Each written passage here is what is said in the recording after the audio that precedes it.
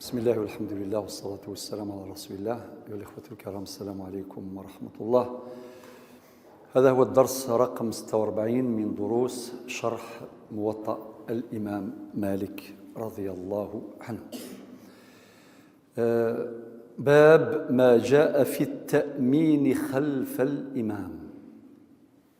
وقيد الباب غير الباب بدءا من الحديث 191 وما بعده. نبدو كان مدني التأمين، تأمين على وزن تفعيل. مردني ديغرا الشيخ سورة الفاتحة، أديني غير المغضوب عليهم ولا الضالين، أشهدني آمين.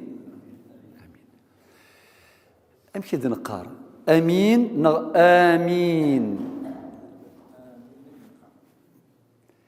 والصيغة هذه صيغة المد، وثلا صيغة نتاع همزة القطع مع يعني بدون مد كقولنا أمين، يعني مند أمين صح، مند آمين بالمد صح. أذكر سادتي بأن الفقه من مقاصده توسيع المدارك، من مقاصده معرفة مناهج العلماء في استنباط الأحكام، من مقاصده معرفة الخلاف، من مقاصده قبول الخلاف. شو المعنى؟ الفقه بدنا النبي صلى الله عليه وسلم من يريد الله به خيرا يفقهه في الدين. حديث الصحابي الجليل معاوية بن أبي سفيان رضي الله عنه. ولم يفغى ربي الخير يفقهه في الدين، والفقه الفهم. ففهمناها سليمان. لو كان يمكن نقار في كيد الفهم هؤلاء موري غريوان، أعطيني الفهم له لا قرار. العلم يتعلق بكثرة الرواية، والفهم يتعلق بعمق الدراية. لا نسين، العلم يتعلق بكثرة الرواية، ولكن الفهم يتعلق بعمق الدراية. إذن الصيغتان صحيحتان، إما همزة قطع بدون مد كقولنا أمين،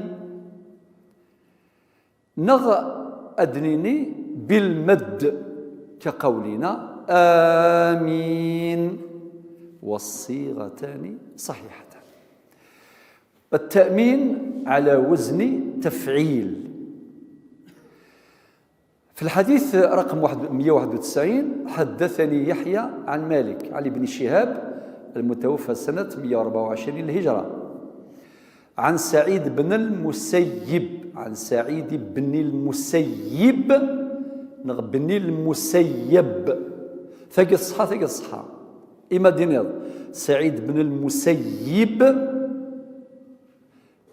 سعيد بن المسيب المتوفى سنة 94 للهجرة. وأبي سلمة، أبو سلمة يجي وهو تابعي ذميس عبد الرحمن بن عوف، تابعي ابن صحابي. أبي سلمة هو أيضا مات في السنة التي مات فيها سعيد بن المسيب، يعني في سنة 94 للهجرة. إذن ابن شهاب مات سنة 124 للهجرة، سعيد بن المسيب مات سنة 94 للهجرة، أبو سلمة مات أيضا سنة 94 للهجرة. وأبو سلمة بن عبد الرحمن اللي هو عبد الرحمن بن عوف الصحابي الجليل، صافي أبو سلمة تابعي، عبد الرحمن بن عوف صحابي، عن أنهما أخبراه عن أبي هريرة أبو هريرة رضي الله عنه أن رسول الله صلى الله عليه وسلم قال: إذا أمن الإمام فأمنوا. ركزوا معايا مليح للأحاديث هاكي يناد من الميق: إذا أمن الإمام فأمنوا. شو تفهم من ذاكي؟ باللي ولاد الإمام ديني آمين، نكوني لا نسمع الإمام يقول آمين، صح؟ لا نسمع الإمام يقول آمين. الإمام يدبض غير المغضوب عليهم ولا الضالين، نكوني ديني المأمومون دين آمين. ولكن الحديث أدقار: إذا أمن الإمام فأمنوا. ذاك لابد من بيان بعض المسائل المهمة. نقف عند كلمة أو عبارة إذا أمن الإمام. ما معنى أمن؟ ذا شو المعاني يتفهم سي كلمة أمن؟ تفضل لكم ذا شو تفهم أمن؟ الناد هو اسم فعل أمر يفيد معنى استجيب. شو المعنى يزدقي أمن؟ المعنى الأول المعنى إذا بلغ الإمام موضع التأمين، مقبض الإمام إلى قوله تعالى غير المغضوب عليهم ولا الضالين. هذا هو الفهم الأول. مقل الفقه شغل سكانير ولي مليحة. كلمة أمن شو نفهميس؟ نفهم المفهوم الأول معناه إذا بلغ الإمام موضع التأمين. ما هو موضع التأمين؟ هو غير المغضوب عليهم ولا الضالين. وسنسمع بعد حين حديثا في هذا الباب، سنسمع حديثا يبين لنا هذا المعنى. تراك شوية نسي الحديث باش هذا نفهم وقي إذ المفهوم وقي المعنى وقي المعنى الأول. المعنى الثاني لكلمة أمن معناه دعا. ربي مدينا مثلا في سورة يونس الآية 89 عن موسى وهارون: قد أجيبت دعوتكما. قد أجيبت دعوتكما. كان موسى عليه السلام يدعو، وكان هارون يؤمن يقول آمين. سيدنا موسى هذه الآية 89 من سورة يونس مستغرضة تفضل باللي سيدنا موسى يدعو الله، ماذا هارون يجمس يقرأ آمين. صافي يون يدعو يون يؤمن. ولكن في الأخير مجدنا ربي: قد أجيبت دعوتكما. ماذا نفهم من الآية 89 من سورة يونس؟ نفهم بأن أمن المراد بها دعا، بدليل أن موسى كان يدعو وموسى يدعو وهارون يؤمن. ربي سبحانه سماهم في زوج دعوتكما، كالذي يدعو وكالذي يؤمن.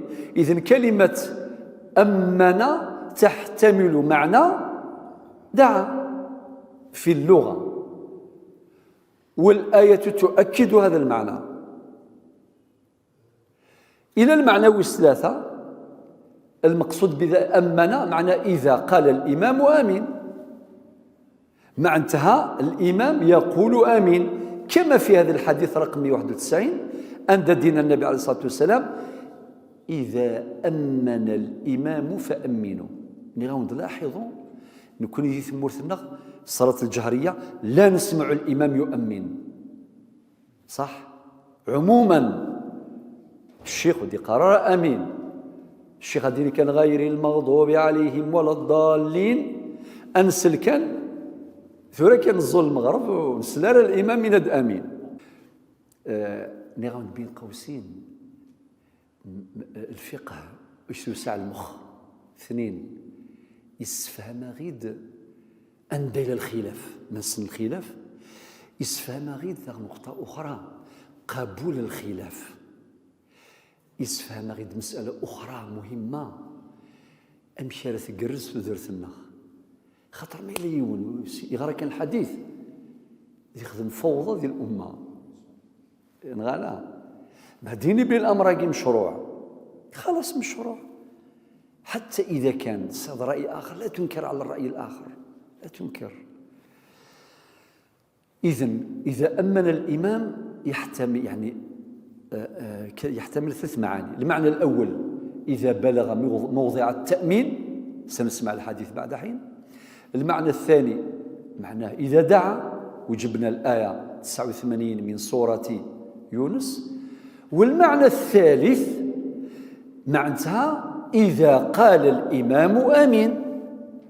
هذا مشروع هذا مشروع هذا مشروع حسن أقراك ديال المشروعية ما نمسفهمك وقرا ديال المشروعية لا ليجيتيميتي ياكو صافي دير ولاش سوبريمي ولاش سسبوندي ولاش مقبول. يلا نمسفهمها في ثاني ثورة نكمل. إذا أمن الإمام فأمنوا. النبي عليه الصلاة والسلام يوم راغد إنك فأمنوا معناه إن قولوا آمين.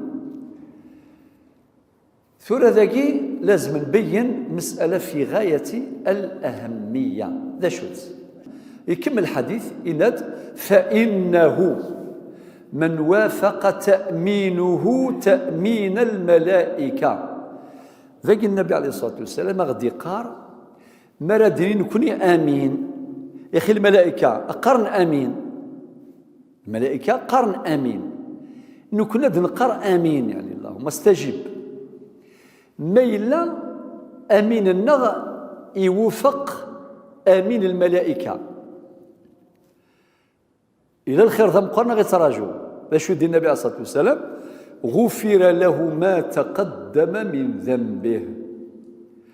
يعني أما السعد بوين أري يوفق أمين ينس وكذ أمين الملائكة ومن طم النتيجة يعفو ربي يعفو ربي ذنوبك ثواد نغال ميناكي هل تفيد التبعيض أم تفيد غير ذلك. طيب ما ردينني وافق ايش تفهم نفسي كلمة وافق تفضل وافق سيتادير نكون ثورة ديني وافق يعني في نفس الوقت في الوقت نفسه وميم طون وكيل المفهوم يسكوز ما تفهم ما ينظن هذا كيف تفهم كونفيرم النية يقبل زيد ليغاليتي سيتادير وميم طون سوبربوزي هكا تلاقي إما وافق في القول والزمان في القول والزمان أكن هذه الشيني آمين أتفضل أمينينك يوفق ذي الوقت في الزمان وفي القول الملائكة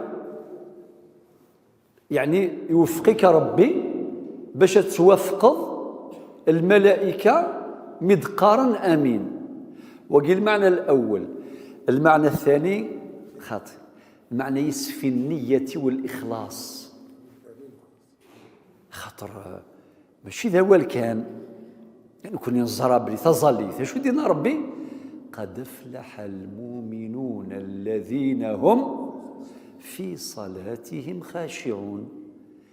ربط الفلاح بالخشوع يعني الفلاح الفوز ماشي تظليت كان خاطر زمان كل يوم دينا غير زري مانيس فيك ولا تزلظ شغل تخدمض كان شو يلاقن قال 4 ركعات زلطنت لا كونسيونس تونكيل فرات مي فيك ولا تحلفظ تظليت ما شاء الله أليس كذلك؟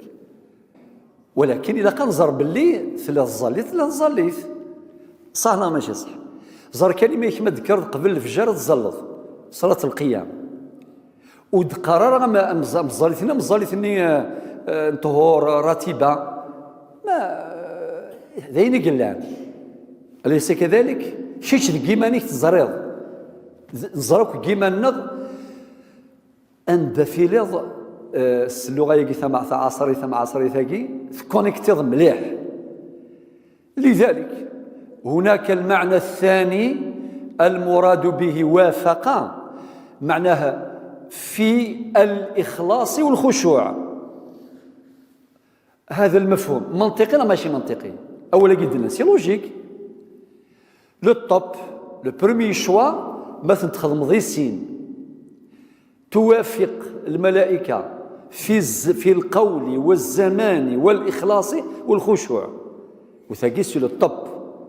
بين قوسين الذكر أفضل الذكر هو ما تواطأ عليه القلب واللسان. الخشوع عني ذيك فوسيكي قلا سناد خشاع، وين النظام في القول والزمان ماشي كفوسيه، ولكن ربي سبحانه ما يوالاك تخشع مليح اكيد يفك الاكادو ياكي ادفع صوتك امين كل الملائكه كيف يبذل المساج.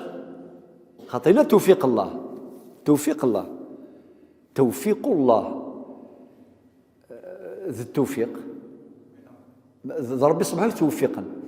ما نجمع يراسن اد نسوفر لا كونكلوزيون كي نتيجه لو سانتيز معناتها اذا اجتهدت في صلاتك اخلاصا وخشوعا وفقك الله الى ان يوافق امينك امين الملائكه.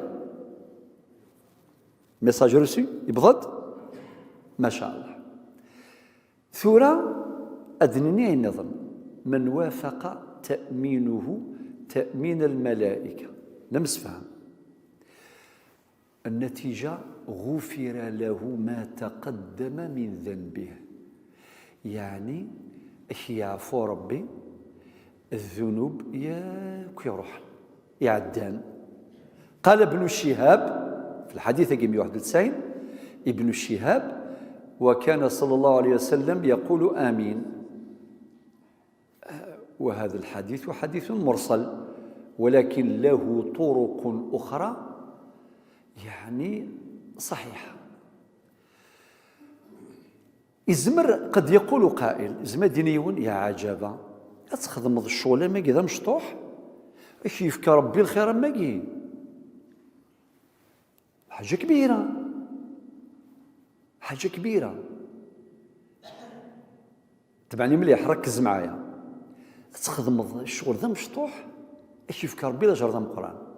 خاطر مدينا ربي غفر له ما الحديث مدينا النبي عليه الصلاة والسلام غفر له ما تقدم من ذنبه.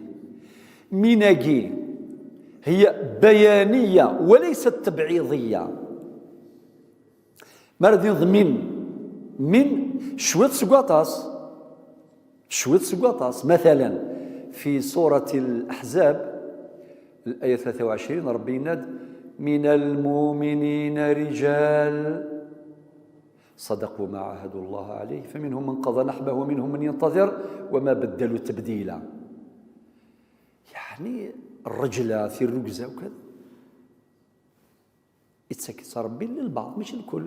الرجلة والرجولة مقامات والتقوى مقامات نغلا إلا والدينك تقوينو للطب ندنزرا فيك ولك يلا في التقوى ربي سبحانه يخدم غد للطب يخدم غد لو نيفو يعني يخدم دو نيفو عليه نيفو مشطوح. في سورة العمران ربي ناد يا أيها الذين آمنوا اتقوا الله حق تقاته ولا تموتن إلا وأنتم مسلمون. سورة العمران الآية 102 102 فيرسي 102 الآية 102 وثي السنة ثغرت سيدك زي السنة فاتقوا الله ما استطعتم بالفا شكرا بارك الله فيك. فاتقوا الله ماشي واوا فاتقوا الله بالفا فاتقوا الله ما استطعتم. تسد في صورة ما نطلبش الرقم نتيد كان تغابن ما شاء الله. رقم الآية فرض معاه باش نسيداوي 16 شوفوا 16 16. فاتقوا الله ما استطعتم. الفاء يعني تفيد التعقيب. مضغ قبل ذلك معنى ربي سقف اللام غير سخفف. غير فاتقوا الله ما استطعتم مثل زمرت نقول كان. الفاء تفيد التعقيب مع الفورية، ولكن الواو تفيد مطلق الجمع. ما دين جاء محمد وعمر وسند ونزارو دي سند مزوارو بالك عمر دي سند مزوارو كنا جاء محمد وعمر بالك محمد الله اعلم. مما لاشين جاء محمد عمر معنى محمد دي سند مزوارو ابري عمر جوست ابري. ملي كاين جاء محمد ثم يجي تفيد التعقيب مع التراخي الا الواو الا الفاء الا ثم الى اخره. صافي ربي سبحانه وتعالى قال فاتقوا الله ما استطعتم مثل زمرتين كان. مثل الآية في سورة التغابن الآية 16 ما إلى سورة العمران الآية 102 من الآية 102 إناد يا أيها الذين آمنوا اتقوا الله حق تقاته باش ينادي يقاض ربي أكنك في ربي أو ما يستحق الله. الأمر ليس سهلا. حق تقاته بعد اختميس ولا تموتن إلا وأنتم مسلمون. طيب مدينة النبي عليه الصلاة والسلام غفر له ما تقدم من ذنبه، ومن هنا هي بيانية معنى كل الذنوب ماشي بعض الذنوب. هذا الذي قاله العلماء أكيد العلماء الزمريون ديونا ديني يهوه تخدم الشويط كيف كربي طاس شيني غنبعد نكون هي البشر يوعر تخدم طاس باكي يشوفك شويط مي غير ربي لا ربي واسع الرحمة أتخدم الشويط الشيف كاطاس.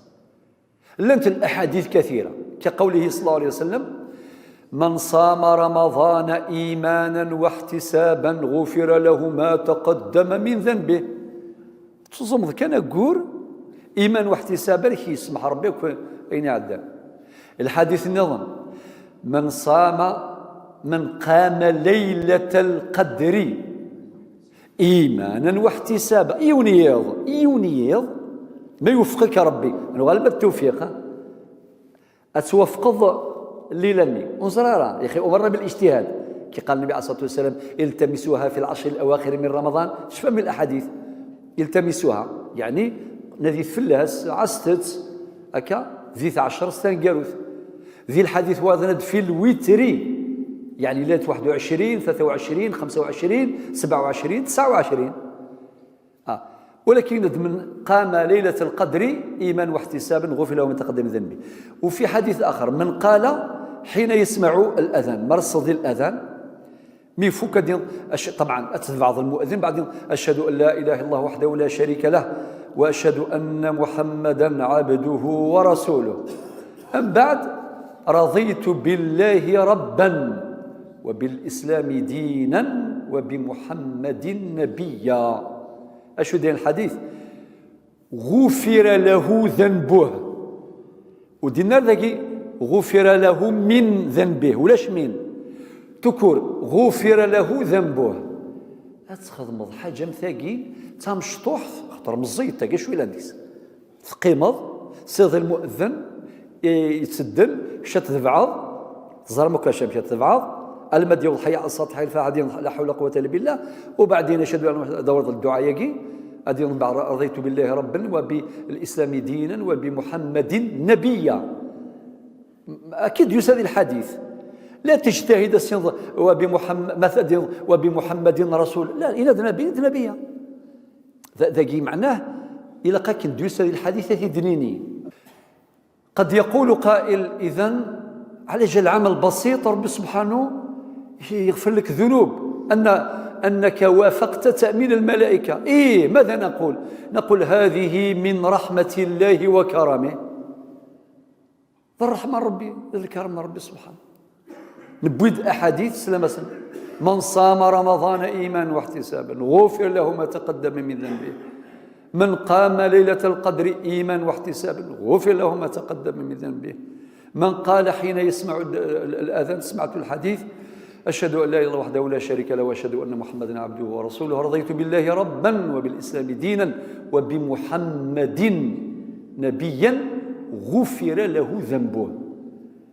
إذن يا جماعة الخير، ربنا عز وجل رحيم كريم. استوعبنا هذه المسائل خلاص. ترى نروح إلى الحديث رقم 192. وحدثني عن مالك عن سمي مولى أبي بكر بن الحارث عن أبي صالح السمان. السمان زي تسمين في الخدمة، يعني إزما ديال السباك هذه اللي ابن القيم الجوزية. السمان معناه يبيع السمن في كنس اسمه عادي. عن أبي هريرة رضي الله عنه أن رسول الله صلى الله عليه وسلم قال: إذا قال الإمام غير المغضوب عليهم فقولوا آمين. ثورة تفصد الحديث 191. إناد إذا أمن الإمام. شوفوا ثاث الحديث رقم 192. إناد إذا قال الإمام بين قوسين غير المغضوب عليهم ولا الضالين فقولوا آمين. أكوين سمي كثير قوين دلنا وقثا زوار مدنا إذا أمن الإمام. الناد يحتمل ثلاث معاني أذكر بها. المعنى الأول معناه بلغ موضع قول الإمام غير المغضوب عليهم ولا الضالين. أين الدنيا غاكا المعنى يجي أنسيتي الدم العلماء سي الحديث يجي 192 ما يبض سوى لاقي أديني ما أمين. المعنى الثاني إذا دعا قد أجيبت الآية قد أجيبت دعوتكما سورة يونس الآية 89. المعنى الثالث أي إذا قال الإمام آمين. معنى الإمام يقول آمين. لذلك تسمعون عند بعض الأئمة يقولون آمين والمأمومون يقولون آمين. ولكن عندنا المشهور في المالكية في الصلاة الجهرية الإمام لا يقول آمين، يقولها في الصلاة السرية. صح؟ نغون الزيه في كل مرة كنت سميت غير الزيه زيه. ولاش الإمام ما الصلاة يقرأ آمين ديال الجزائر زيه الزمان اللي كان جديد زعما ديال 20 سنة كارد فينا سلم، لأنه يا أخي تزرع مع ميك الثقافة والمعلومات وكذا إلى آخره. فريون ما يخدم الشيء بالعلم عادي، ما يخدم باش يرز حاجة إنما الأعمال بالنيات. في كواتي يخدمون باش يرز صاروا زي كان ذا شوش. لذلك الفقه مطلوب كون دير الشفاعة الوتر أكاد نظل يمكن نظل الشفاعة وحدس ركعتين الوتر هي وتر وحدس نفرق بينهما بالتسليم غلا. إما إلا وني زورت كان كني ثلاثة يجوز نغلا يجوز صافي قبل تيخدم ما يسفهمي تيد عادي باش الناس تظهر باللي ثلاث طريقة النظام صار نزال الشفاعة الوتر وتجوز دي شرع بلا ما كشما هذه التفاصيل الفقهية ماذا قال العلماء في المسألة. ولكن أمر جائز يريد في غير سي المشروعية سي إطار المشروعية.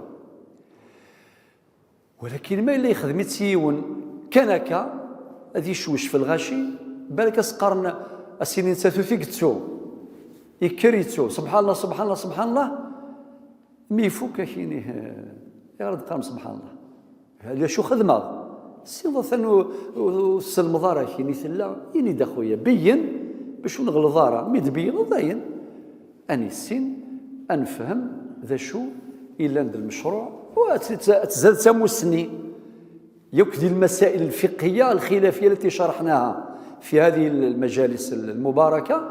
في كل مره نقول لكم سادتي التعرف على الخلاف امر مطلوب. ما زرد بلي مسائل خلافيه مسائل خلافيه دايا ام بعد الترجيح هذه عين ربي. كل مساله تحتمل النظر يعني ربي الخلاف مشروع، ولكن في التدليل في الاحتجاج والي في نسعى الدليل أقوى اقتنعت برأي معين لقوة الدليل أو لظهوره، فأنت حر فيما تفعل على أن تكون من أهل النظر. إذن الحديث 192 أن رسول الله صلى الله عليه وسلم قال: إذا قال الإمام غير المغضوب عليهم ولا الضالين. معناه هذا الذي يؤكد المعنى الذي قلناه. المعنى الأول: إذا بلغ الإمام هذا الموضع يبصم كناقي فقولوا آمين. لكن خدم ثورة، وهذا الذي اشتهر في عند المالكية. بعد يكمل: فإنه من وافق قوله في الحديث 191 إناد تأمينه، ذاك الصيغة الثانية الحديث قوله، يعني قولك أمين. فإنه من وافق قوله قول الملائكة، قول الملائكة يعني فيه اتفاق، غفر له ما تقدم من ذنبه. السؤال: هل الأمر فقولوا الأمر هل هو للوجوب؟ لا، الأمر هنا عند جماهير العلماء للندب لا للوجوب. مع انتهي ما يغفل ودينا راه آمين تظل في الصحة عادي. اتفقنا؟ فهو للندب. ونكون ودايث مثلا الأمر قد يفيد الوجوب، نعم، وقد يفيد الاعتناء، نعم، وقد يفيد الاهتمام، نعم، وقد يفيد الندب، نعم، قد وقد. هذه مسائل أصولية لها موضعها. ذاكي فالتأمين إذن هو من فضائل الصلاة، من فضائل الصلاة، ماشي من الواجبات، هي من فضائل الصلاة. ثم نعلق على بعض الأمور يعني متعلقة بفقه التأمين، بعض المسائل المتعلقة بفقه التأمين. ولي تظل إزمرا ذيلي يا إمام يا مأموم يا فذ منفرد، أليس كذلك؟ نأتي الآن بالمشهور في المذهب المالكي. المشهور في المذهب المالكي: المأموم والمنفرد وكذاكي يؤمنان على وجه الإطلاق.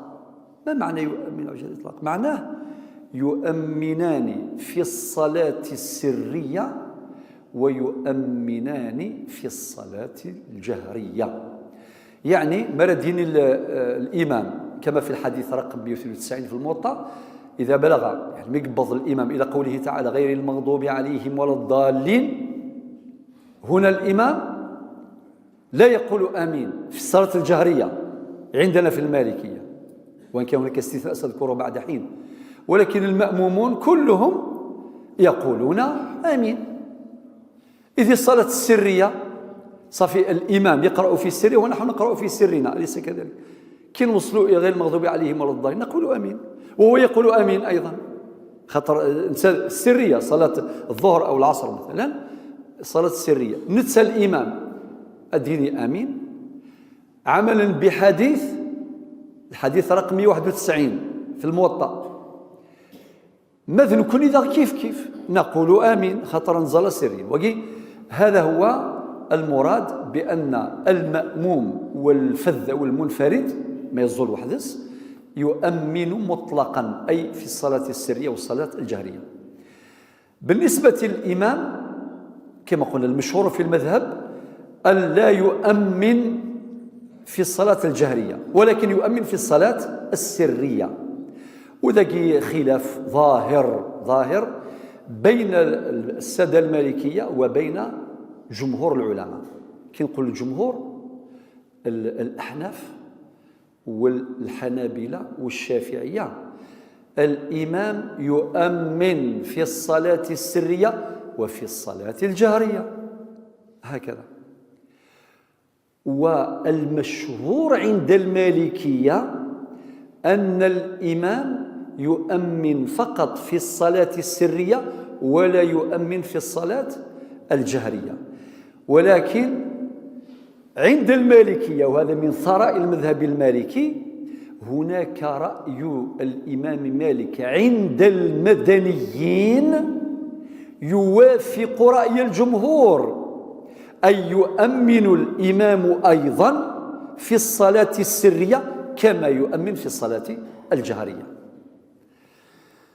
إذن سادتي الأفاضل، أذكر بأن معرفة مواطن الخلاف حيث تتعدد الأنظار واختلاف العلماء رحمة بيقين، ولم يكن اختلافهم عن هوى كما ذكرنا في المسائل الفقهية السابقة. الآن نحاول نعطي لكم نروح الحديث مباشرة، الحديث 193. وحدثني عن مالك عن أبي الزناد عبد الله بن ذكوان عن الأعرج، يعني له عبد الرحمن بن هرمز، وهذا يعني ترجمنا له فيما سبق، وهو أحد أئمة الأعلام الكبار، حافظ ومحدث، وكان مقرئا ومجودا لكلام الله للقرآن الكريم، وكان يكتب المصاحف. وذكرنا ومن تلاميذه الإمام نافع شيخ ورش، وهذا الإمام العظيم مات سنة 117 للهجرة. نكمل.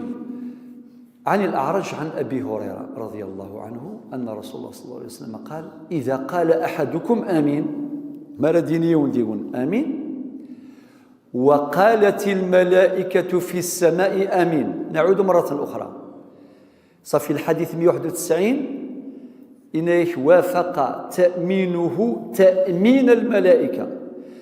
الحديث 192 وافق قوله قول الملائكة.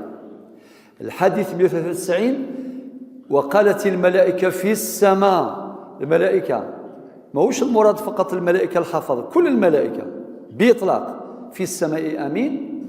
فوافقت إحداهما الأخرى، يعني قول المصلي المؤمن مع قول الملائكة. قلنا لكم سادتي، هذه الموافقة يراد بها إما التوافق في القول والزمان، أنت تقول آمين في الوقت نفسه الملائكة يقولوا آمين، هذا معنى. المعنى الثاني للموافقة أو للتوافق هو التوافق في الإخلاص والخشوع،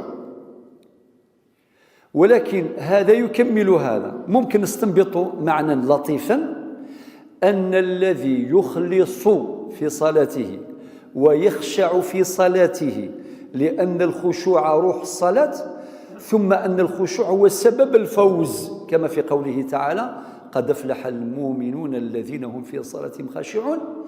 من اجتهد في تحقيق هذا المستوى ربنا عز وجل يكرمه بأن يوافق تأمينه تأمين الملائكة، فيحظى بذلك الفضل العظيم، يغفر له ما تقدم من ذنبه. وقلنا أن من هنا بيانية وليست تبعيضية كما شرحنا.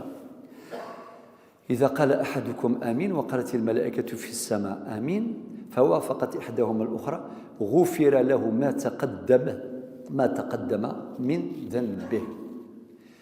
ثورة نروح مباشرة إلى الحديث رقم 194. وحدثني عن مالك عن سمي مولى أبي بكر، هو نفس يعني هذا السند كما السند اللي ذكرناه نتاع الحديث رقم 192. عن أبي صالح السمان، قلنا السمان لأنه كان يبيع السم. عن أبي هريرة رضي الله عنه أن رسول الله صلى الله عليه وسلم قال: إذا قال الإمام سمع الله لمن حمده. سبحان الله، شوف يعني أحاديث الموطأ جمع كامل الأحاديث اللي عندها علاقة بالموضوع، يعني وحدة الموضوع. يكل أحاديث تشارك انت كذي الموضوع يبث انت الإمام مالك ذكي الباب. سمع الله لمن حمده. ثلاثي سيختم: إذا قال الإمام مرد الإمام سمع الله لمن حمده، يعني أجاب الله، سمع أجاب. فقولوا اللهم ربنا لك الحمد. تذكرون هذه الصيغة؟ ذكرنا صيغ أخرى فيما سبق من مجالس من دروس شرح الموطأ. نكون شادنيني اللهم ربنا لك الحمد، مباشرة ربنا ولك الحمد، نبوي ذاك الصيغة. فإنه من وافق قوله قول الملائكة غفر له ما تقدم من ذنبه. سبحان الله، شوف يعني واحد الحكمة ربانية. مردنيون سمع الله لمن حمده، معناه ربي سبحانه يقبل يونثي حمدا، مادام ربي يسمع لك مباشرة يعقب ذلك السجود. معنى السجود يعقب ذلك، والسجود أولا فيه شكر، تحمد ربي كي قبل في السناث أسيل قرض ربي سبحانه. والحديث يوم راغد بالاجتهاد في الدعاء لحديث النبي عليه الصلاة والسلام أقرب ما يكون العبد إلى ربه وهو ساجد. طيب، ذاكي منطوق الحديث إلى المنطوق إلى المفهوم. المنطوق كي نقرأ هذا الحديث أن الإمام يقول سمع الله لمن حمده، والمفهوم أن الإمام لا يقول ربنا ولك الحمد. مسألة أخرى، كاش نهار سمعت الإمام يقول سمع الله لمن حمده في صلاة الجهرية ربنا ولك الحمد، في جهر طبعا، يجهر به في السرية ولا في الجهرية، هل سمعته؟ الآن هناك منطوق الحديث وهناك مفهوم الحديث. المنطوق في الحديث يقول الإمام سمع الله لمن حمده، يعني صافي الحديث يغدينا نفهم بمفهوم المخالفة باللي الحديث أو الإمام لا يقول ربنا ولك الحمد. ذاك نفتحوا قوس صغير، المنطوق والمفهوم. المنطوق هناك منطوق ضمني وهناك منطوق صريح. إلا ذي الأصول مقارن إلا المنطوق إلا ومقارن المفهوم، أليس كذلك؟ لو كاين ربي سبحانه ناضي الحديث مدينا النبي صلى الله عليه وسلم رفع عن أمتي الخطأ والنسيان وما استكرهوا عليه. في حديث آخر هذا مشهور، الحديث الآخر الصحيح، إن الله تجاوز لي عن أمتي الخطأ والنسيان وما استكرهوا عليه. المنطوق منطوق الحديث كاش تفهم معناه الأمة لا تخطئ ولا تنسى ولا تكره على شيء. رفع عن أمتي الخطأ، معنى الأمة غلظارة، معنى الأمة سيارة. طبعا لا يمكن تصور ذلك، لا بد من تقدير مضمر. تقدير مضمر، ايش التقدير المضمر ذاكي؟ معنى كلمة الإثم يول ما يتسو معنى وريس على ذنوب صافي لقد الشمضة ولاقي باش هذا المعنى يصح ويفهم. لو كتفضل رفع عن أمتي الخطأ والنسيان، ما تفض منطوق الحديث معنى الأمة ورث غلظ ورث ولا يمارس عليها الإكراه، هو كل ذلك حاصل على الأمة. فهمي إذا جماعة الخير معنى ذا شو قلقات نفهم إلى قد ناويوث الدلالة اسميس دلالة الاقتضاء. دلالة الاقتضاء، ودلالة الاقتضاء هي دلالة من دلالات المنطوق. صافي السؤال مدنيغ دلالة المنطوق إلى المنطوق الصريح إلى المنطوق الضمني. المنطوق الصريح فيه دلالتان، دلالة النص ودلالة الظاهر. أما المنطوق الضمني اللي ثلاث دلالات، دلالة الاقتضاء سيد النغ أكد دلالة الإشارة. في مسائل أصولية دقيقة أنت ولدك المجهر مي مهمة حتى في الحياة النغ مسلين النغ ذيك مسلين النغ ينهضر استقبالي نستعرف بأي لغة دلالة كاع عيونت باش نمسفهام عيونت باش نهضر وباش نمسفهام صافي ما نغالغ الحديث ما ناخذ منطوق الحديث معنى الإمام يقول سمع الله لمن حمده ومفهوم الحديث وذا المفهوم بين قوسين هناك مفهوم الموافقة هناك مفهوم المخالفة ذا الشغل وايض تصن شغلي قلان مكتش مغارب كسنت ذاك مفهوم الحديث معنى دليل الخطاب بلغة الأصول ذاك دليل الخطاب معنى أن الإمام لا يقول ربنا ولك الحمد وإذا نشتاقي قلنا نغور كنا ورنا مشهور ديال المالكية نعم ذي الناس يديني كلش ما يزال وحدس أديني كلش أديني كلش أديني سمع الله لمن حمده ربنا ولك الحمد خاطر واحد سيقلا ولكن ما ريلي أكذ الإمام هل ترى نكون نقرد سمع الله لمن حمده ودن قرار أنسل الإمام أديني الله أكبر أذ يركع عند الرفع من الركوع أشديني سمع الله لمن حمده نكاديني اللهم ربنا لك الحمد ربنا ولك الحمد الصيغ إن غرديش هكا سابقا هذا هو المشهور عندنا صافي إذن مفهوم منطوق الحديث أن الإمام يقول سمع الله لمن حمده مفهوم الحديث يعني بدليل الخطاب الإمام لا يقول ربنا ولك الحمد نحن الذين نقول يعني المأمومون يقول ربنا ولك الحمد ولكن هناك حديث ابن عمر